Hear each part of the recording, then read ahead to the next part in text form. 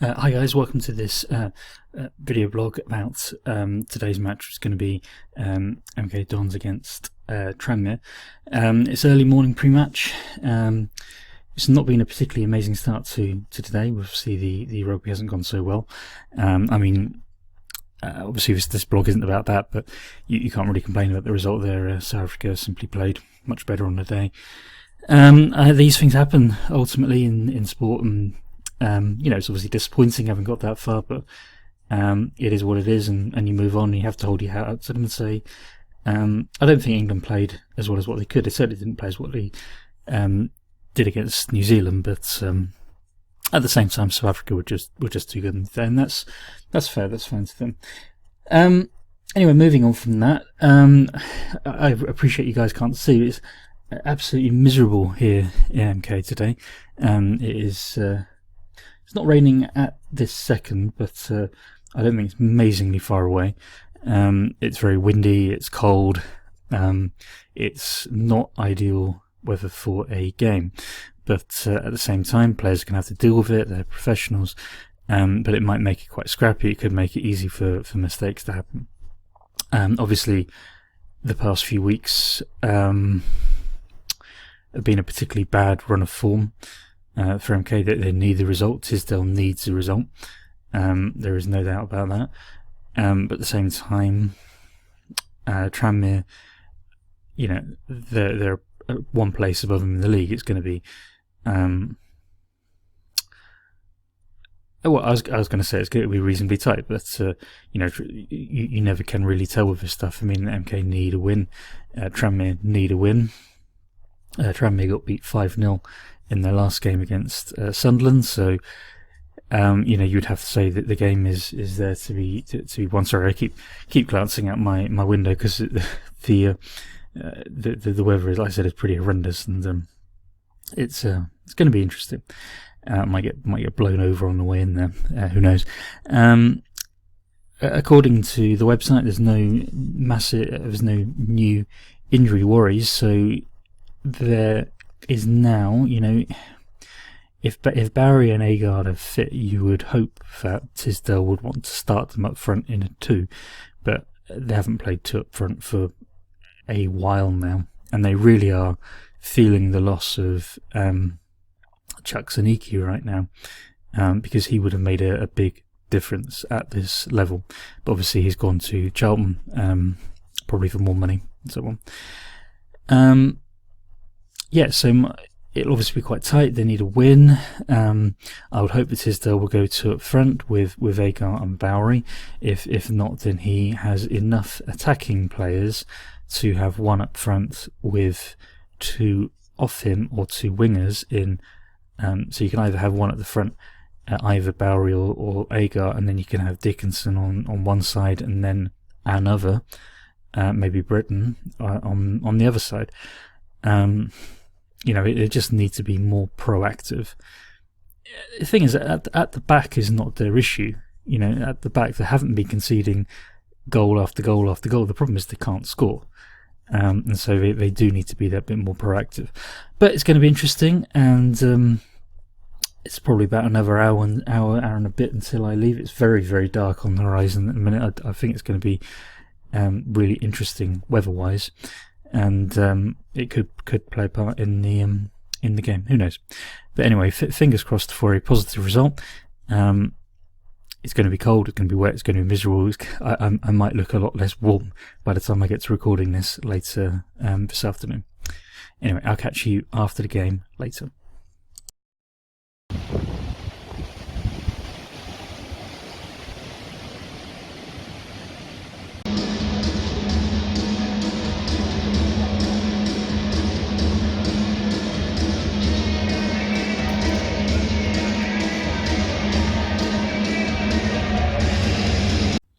Afternoon again, guys. Well, it's after the game, and the final result was 3-1 to Tranmere, and there's a few talking points, although not masses and masses from the game itself. I think, obviously, we need to discuss Tisdale's future now. I mean, it's already been discussed in a number of different places, and I can't really not discuss this now. But I want to start off with the match itself before we actually go on to talking about that, because they're two separate things, and we just need to make sure that we put them in kind of isolation, really. In terms of the game itself, the first half was a strange game. I felt there wasn't masses of chances, yet both teams didn't look particularly secure at the back. Whenever Tranmere, and this was a theme throughout the whole game, whenever they ran at the defence, they got through too easily. And considering that, and I'll come back to this point later on, considering that actually the issue that is being bemoaned is lack of strikers, that should not mean that defences so easily got through. Tranmere, their strikers look okay. The guy who got a hat-trick finished the second one particularly well. The defending was poor for the first goal. There wasn't, that should never have, managed to get through to the striker. It should have been cut out by either one of the defenders or the goalkeeper. He was way too far in for that ball to be travelling. It was a poor goal to concede. But I mean, at the back, there's even with 10 men, Milton Keynes still got into a number of good positions. I wouldn't go as far as saying that they created lots of chances, because they didn't, and that is one of the issues that's going to be obviously coming up. So obviously they went in front with a goal. I guess you can't go in front without a goal. That was a stupid thing to say, but they went in front with a goal which, like I said, was poorly defended, really. It was a ball down the left that was just too easy, really, for the attacking team. They played it through the channel, ball across, and then only a couple of yards out, the striker, Ruben Hazel, I think his name was, got a tap in, but there were three defenders there, two defenders and a goalkeeper, sorry, and somebody should have got to it, and that's just not good enough. Like I said, defence is not an area that they are lacking for players at the moment, so that should not be an excuse. And then, I mean, MK had large amounts of possession without really doing much with it. So it went from side to side, and they got in some reasonable positions, but nothing. As soon as they got into a reasonable position, because they're so short on strikers, it came back and forth, and it just was not great, really. And there were no what you would call clear-cut chances in front of goal. It just was not good. Reeves's goal was well taken. I thought Reeves looked good. He's clearly better than some of the other guys. He's much more proactive, much more forward-thinking. And when MK get him back in his actual position, which is in midfield, he'll be a good player for them. But there's no strikers at the moment. Then pretty much as soon as they scored, obviously Agar got sent off. Now, I wasn't a million miles from it, but I still didn't see it particularly well. There's been a big clampdown recently on two-footed tackles. I don't think he looked particularly out of control to me, but I think he did go in with a bit of force. Now, whether or not he did go in with 2 feet, I've not seen.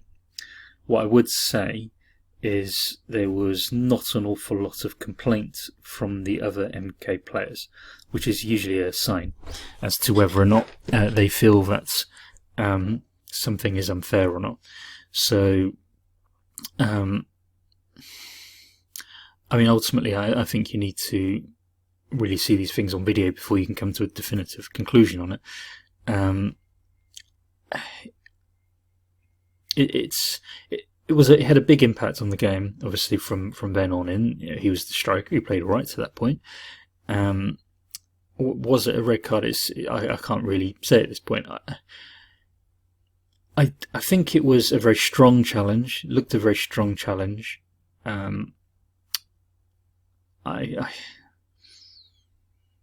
It certainly wasn't a challenge that you looked at from the outside and gone, oh, that's a red card challenge. But at the same time, you've seen them given.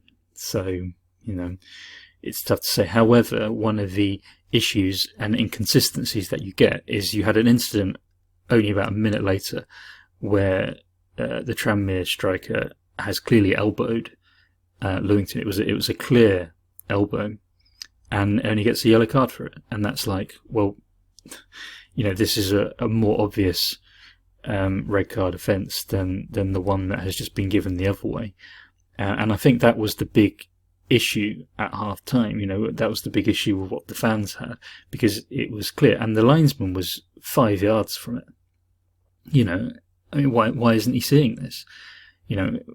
I'm short-sighted and I have to wear corrective vision, and I can see this thing. It was clear to everybody that was around, and the referee bottled it, frankly. And it's not good enough. The referees and linesmen have to be taken into account for this. There has to be consistency there. And although obviously there are two different types of challenge, elbowing somebody is a red card. If it's a yellow card, then he's seen it. Elbowing somebody is never a yellow card. It's always a red. You could break somebody's jaw with that.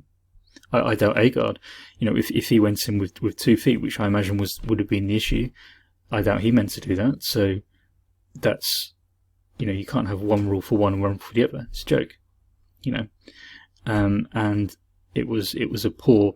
I think that was a poor decision, and these decisions obviously had a big impact on the rest of the game, because although second half MK had a lot of the ball, they never really looked like scoring. They had a couple of good positions, and it took too long for Tisdale to bring the kid striker off the bench, and then he made some strange decisions where he put Walsh up front for a bit towards the end, and then he brought on Regan Porter. Again, did all right, but it's just you got two attacking midfielders on the bench in Harley and Boateng, and that you have somebody who's essentially a right back playing attacking midfielder in Britain, and Britain's a good player, but he's not an attacking midfielder. Why are you not having the players who are meant to be attacking midfielders playing in the role that they're meant to be playing? To me, it's not rocket science. And then if those guys don't do good enough, then there's an issue with those guys. But asking a player who is essentially a right back to play attacking mid is unacceptable. It's just bizarre. What can you do?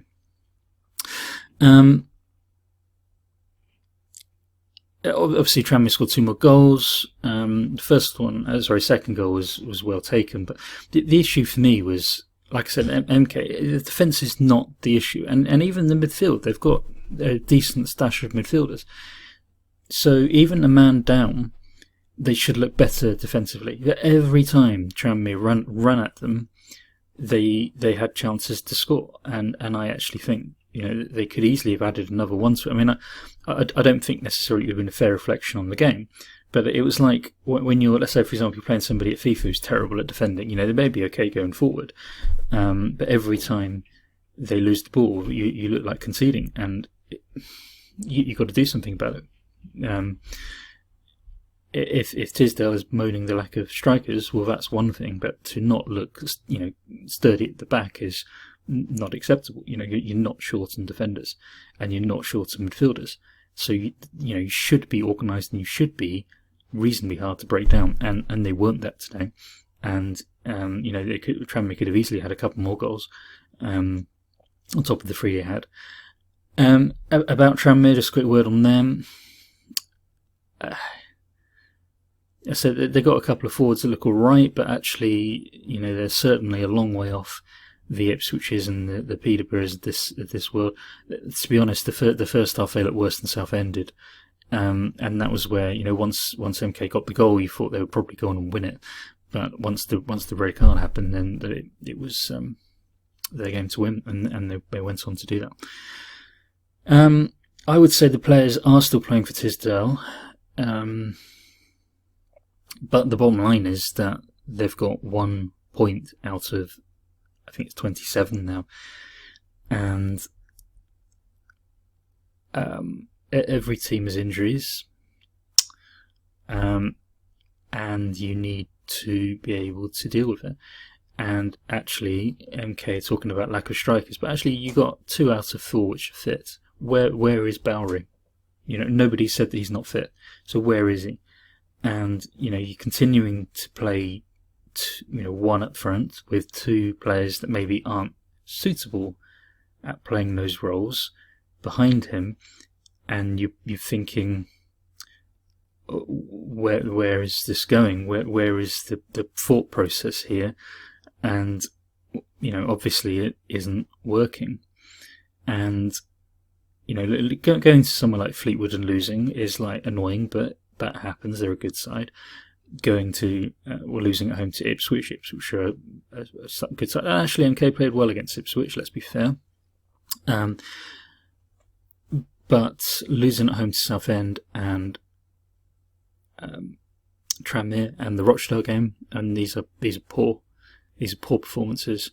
And what is going to change? Mind you, that would also be my question about those guys who are saying, well, Tisdale has to go straight away. Well, okay, that I can understand that, because obviously the run of form is terrible. So my question is, who is available, who will come in and change it, and who will come in and give everything a lift? I looked on one of the websites. I'll see if I can switch this to a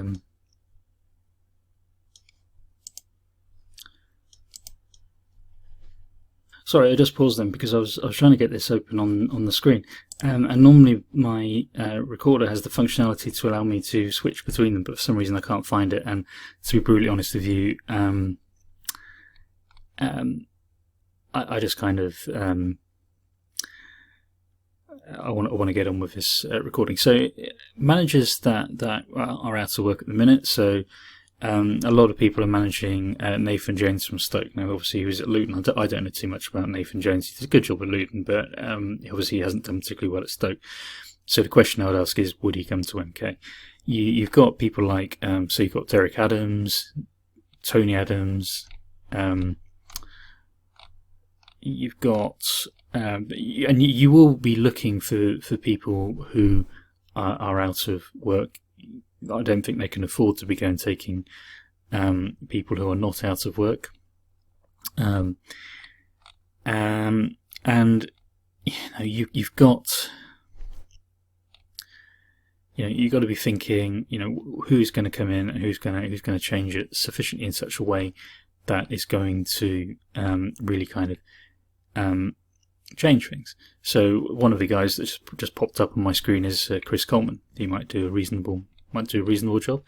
Or you've got Owen Coyle, who's a good manager. You've got,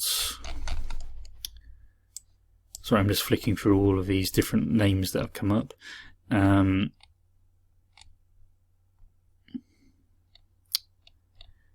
You've got a few there who you could potentially look at and say, okay, they can do a job. What about somebody like a Chris Coleman? Chris Coleman didn't do an amazing job at Southend, but did a half decent job at Charlton before. There was no reason why he couldn't come in and do a half decent job. You got Neil Harris. You've got somebody like Paul Ince hasn't got a job. I know Ince was at the club before; he'd done a half decent job. Ian Holloway might come in and do a fair enough job. I mean, you're not going to get somebody coming in who's got an amazing pedigree. That's just not going to happen right now. You're talking about where you are in the season. You need somebody that's going to come in. Maybe they've had some issues somewhere else in the past. The alternative is to take a big punt on someone, and that's the choice that they will have to take ultimately. If you let somebody go, then who's going to come in and change it? Anyway, I'm repeating myself there over and over and over. But if you do bring someone in, you're not going to get Healy back fit anytime soon. You're not going to get somebody like what's his name? He's just come back. I can't. I've had a complete mind blank. There's a player who's just come in training who Don signed in the summer who's meant to be a half decent player, and I completely forgot he's got long hair. I'm sure somebody will remind me of it after I finish this video and publish it. But point being that is he going to be any good? Aitor Karanka, what about him? Not Harry Kewell. You've got different options out there. Larson, he was meant to be going to Southend. If he's good enough, he would be a marquee name. He's the type of guy that MK might have had in the past. You remember that they used to have managers like the Paul Ince of this world, and then they had Di Matteo for a bit. So what about him? He can't do a hugely worse job at the minute, and he might give the whole place a big lift. So it's been quite a long blog this, but ultimately it's I will be surprised now if Tisdale is not let go. Now I wouldn't be, I'm not the type of person that goes around advocating huge change and sacking so long, but ultimately one point out of 27 is, or 24 or 30, whatever way around it is just not good enough. I don't think he's lost the players, but I'm not sure that he is necessarily clear in his head about what he wants to do. If they decide to keep him until next week, Port Vale is a semi-3-shot. It's the Cup. Obviously you want to progress in the Cup, but the pressure of the league isn't there. They're from the division below. Mind you, I don't think that'll make a huge amount of difference in a minute. So that might be something, but it's tough. And after the Bolton game, they have a hard run of games, and where are the points coming from? It's going to be tough. So, yeah, it's not exactly Christmas spirit. We've had a few poor results today, going back to the rugby and so on, but it is what it is. If sport had good results all the time, then there'll be some very miserable people elsewhere in the world, isn't it? We all have our highs and lows, and you just get through it, really. But yeah, thank you very much for watching. Back to work next week after a week off, and we're all looking forward to that. And thank you very much, like I said, and have a good week.